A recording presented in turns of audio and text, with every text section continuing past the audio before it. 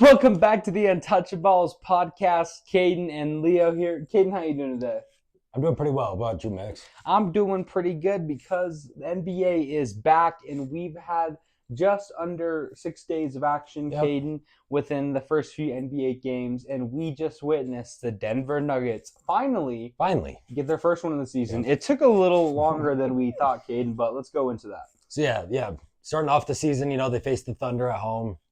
That game obviously could have gone either way. Thunder are one of the premier teams in the league. I was going to say, that was an exciting matchup to Yep. kick off the season. But, didn't look great there. No. And then they played the Clippers last Saturday. Didn't look great there. They lost at home once again to the Clippers. The three-point shooting has not been there at all. The only player who's really been performing, at least through the first two games, was Jokic. Everyone else, Porter against the Clippers went 0 of 8 from three. I was going to say, when Michael Porter Jr., whose game is that three ball, and you need those contribution points from your forward, and he's just not provided those so far. When you lose by 4 to a not great Clippers team, when you let Norman Powell get 37 points on your head, you need Porter to be able to at least, even if it's an off night for him, he still needs to make 1, 2 threes, and you probably end up winning that game if at least he contributes a little bit. On the bright side, though, Christian Brown's looked good moving into the starting role. Yep. Obviously, we still need to see that three ball fall a bit more. Julian Strawther's doing great off the bench with that. But he's been able to provide. He's had double-digit points in every game. 10 in the first game, 11 in the second game. Had 17 tonight on great efficiency, which was really good to see. But again, going into tonight, you're on the road in Toronto against the Raptors, a really bad basketball team. They should have been able to get the dub pretty easily, but instead they were down 10 with just a little over 2 minutes left. Had to have a little bit of a comeback. Jamal made that crazy little reverse lay, basically as time expired to send it to overtime. Then in overtime, though, the Nuggets finally, looked like the Nuggets. Maul was making shots. AG had a really good game at, I think, 16 and 11. Jokic had another. So, yeah, what the Jokic? He's now had back-to-back 40-point games. He had 41 against the Clippers, crazy, which is great to see. He made 7 threes against the Clippers, which is a career high for him. And then tonight, another 40-piece. Had 10 boards, 4 assists. You might see, if you look at just the box scores, you might see that his assist numbers aren't where they have been. It's 3 games, game. Yeah, but guys are missing shots. It's because they can't. No one on the team besides Jokic can make a shot. The Russell Westbrook experiment isn't going too well. I know it's only been 3 games, but he's not looked good. He's looked bad, especially supposed to be the anchor off the bench as that backup point guard. Caden, I think a lot of people are kind of a little concerned about the Nuggets, right? Yep. 3 games, and obviously, I think that this should be expected, right? Christian Brown now getting in the lineup, he's gonna have to adjust. There's gonna be an adjustment period to that.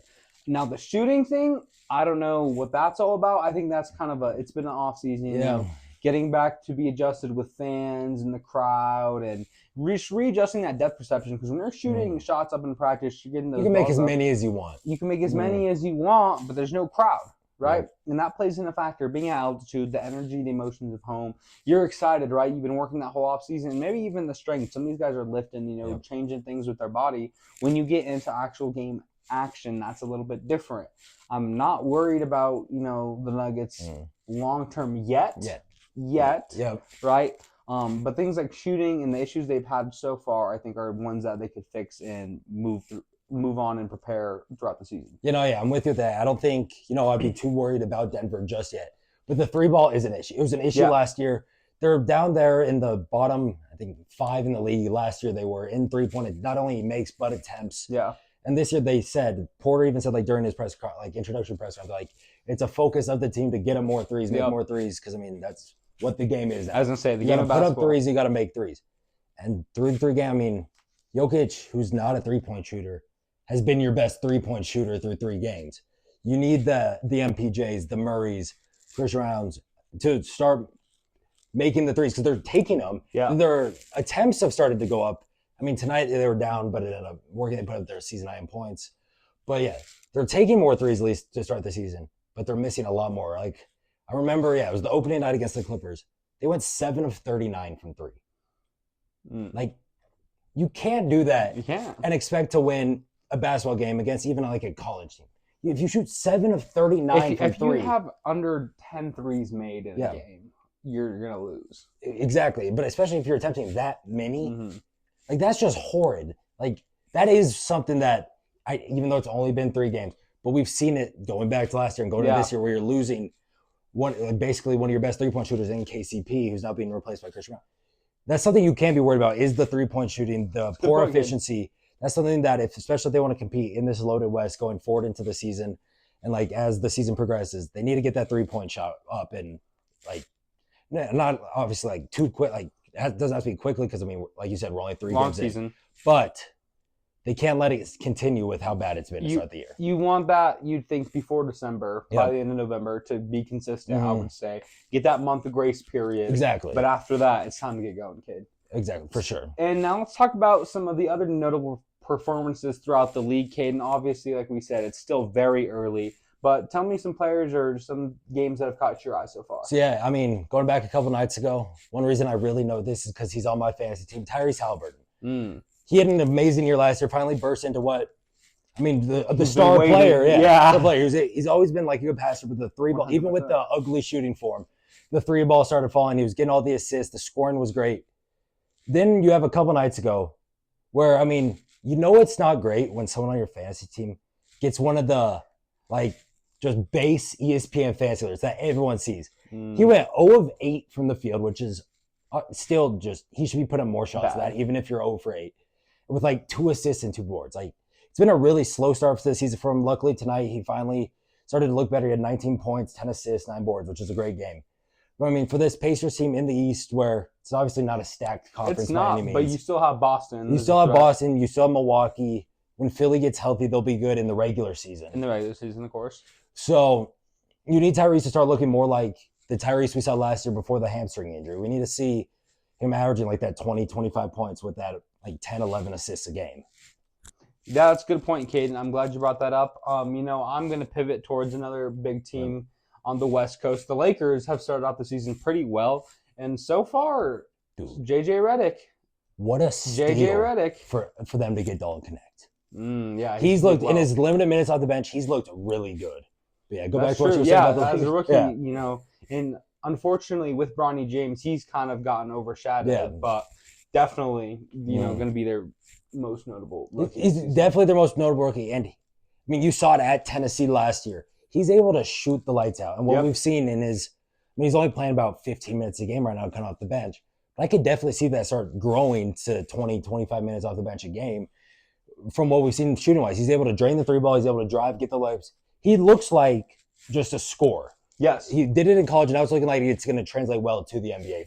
And like we said, it's still early, but the thing is, the players seem to be adjusting and reacting to whatever JJ Redick is saying. Obviously, Darvin Ham struggled to motivate the guys, couldn't really get them out of bed in the morning to get going. So maybe whatever connection, Redick and LeBron chemistry have had is starting to work. Again, it's early, but that's going to be a situation to watch out for. And LeBron also had that triple-double where he went off for insane numbers. With the Lakers, though, by far away, JJ Redick said before the season, they're going to, because, I mean, Bron's getting up there in age. It's not like you can expect him to shoulder the team. They said they're going to put the weight of the team on Anthony Davis. You got to. And he has handled it so well to start the year. Started the first game of the season, 36-16. Next game, 31-15. Another 30-14. He's consistently, to start the year, being able to put up 30 points and about 15 boards out, which is, I mean, people already had him as a top 10 player-ish in the league, in that probably 8 to 12 range, I had to say. And if he can stay healthy and look like this, dude, Anthony Davis is going to be just a demon this year, especially with the caliber of defense he also brings. And that's the kind of the thing that is annoying about Anthony Davis is we've seen and we know the caliber of player he can be when he's on. But the inconsistency with the injuries and, playing with the Lakers and showing up in the playoff moments hasn't been there since their championship run. I think if, it's unrealistic and looking at it from this early in the season that the Lakers do make another championship run, but knowing LeBron and knowing that they want to make a championship run, Anthony Davis is going to have to continue this up, kid. If Anthony Davis is able to keep this up and look like, the true superstar we know he can be, it's going to be great for their success in the regular season going into the playoffs where they, like I said, I don't really see them making a championship run, especially if they meet up with the Nuggets again. It's going to be tough. We know that's been going. But, Anthony Davis, if he's able to carry the load, stay healthy for this full season, that bodes really well for their play, not only for their playoff chances, but for success in the playoffs, if it comes to be. I agree, kid. Another, player who's been performing really well to start this year is Paolo Banchero. Yes, he has. I had talked about him on our stock market video about how I think he's going to take that jump going into this year.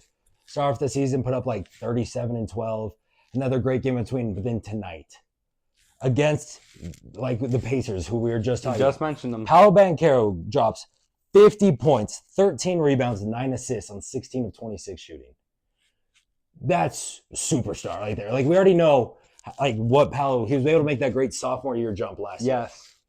But from what we've seen through albeit small sample size, but from what we've seen, it looks like he's made that next jump into what people were like expecting to see out of Paolo, like, you know, high recruit, number 1 overall pick.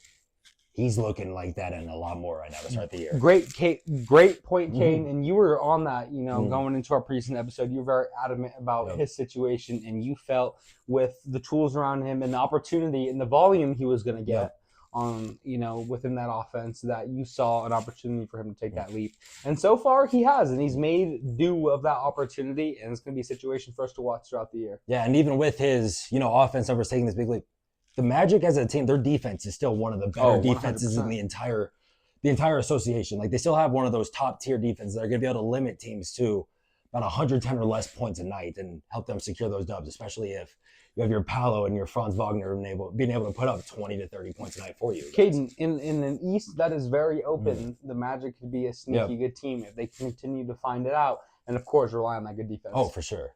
You know, one more player team I want to talk about real quick is the Houston Rockets. Yeah. On that last Monday, on the rookie extension deadline, everyone was wondering, were they going to pay Alpi? Were they going to pay Jalen Green? Instead, they found a way to pay both. Jalen Green, you know, it was a smart deal by him, a really good deal by the Rockets. Jalen Green was able to get a 3-year, like a $105 million extension. So it's great. He's making that $30 million money that he was expecting to be making. It's only a short 3-year deal. So if it doesn't work with the Rockets, they can either trade him and a team can get out of it rather quickly if that doesn't work out there. Or he plays the 3 years. Looks like he did in last April for that 1 month stretch. And Jalen Green's going to be one of those supermax players. As I said, yeah. And then though with Alperen Şengün, people were wondering, were they going to pay him that supermax that he was eligible for? They got him for a little under. They got him for like 5 years, 185. So it's about 30, 40 mil under what he could have made. So that's great for the Rockets to be able to keep their cornerstone piece in Şengün as like locked up for the next foreseeable future. And he got paid, and he's starting the season looking like Alperen Şengün. It was a very smart decision by the Rockets, kid, and obviously that was kind of weighing for them. And the fact that they're able to get that wrinkled out and that ironed out shows that they are serious about making better changes for their franchise moving forward. And you got to be optimistic about the direction of this young Rockets team now, kid. Yeah. With Ime Udoka as the head coach, you know he's able to coach a well basketball team, and he doesn't care what you're getting paid. He'll put in the best player night in, night out for them to win games.